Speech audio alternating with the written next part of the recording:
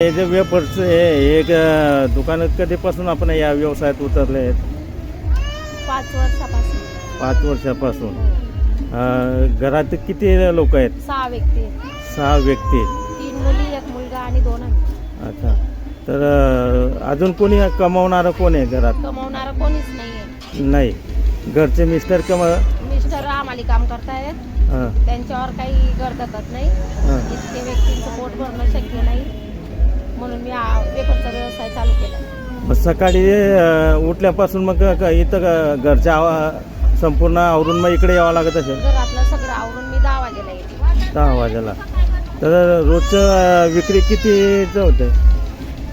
रोजची विक्रीमध्ये 2-2.5 हजाराचा धंदा होतो. त्याच्यात 800 रुपयाचं तेल, बाकीची मजुरी निघते. केळी कुठून आणता मग? केळी गोरगावल्याहून आणतात. अच्छा. म्हणजे शेतकऱ्यांकडनं विकत आणतात ना? शेतकरीकडनं विकत आणतात. अच्छा अच्छा. मग हे आपल्या हे जे वेपरच्या या दुकानामुळे घरात तेवढा हातभार लागत असेल? हा, थोडंफार दबतं. मजुरी निघते. दवाखाना वगैरे दबतो माझ्या हातात. अच्छा अच्छा. मुलांचं शिक्षण वगैरे? मुलांचं शिक्षण केलं मुलांनी, पण आता जात नाही. मुलगा 12वीला आहे. अच्छा.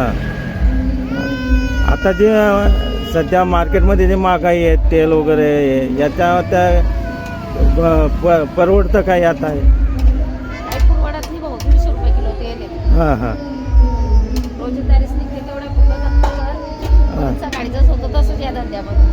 अच्छा अच्छा. काय किलोने विक्री होते? आता हे 200 रुपये किलो विकते. परंतु 180, 190, 170 याप्रमाणे घेऊन जातात लोक. काय नाव आहे ताई आपलं? रंजना दिनेश पावरा. पावरा.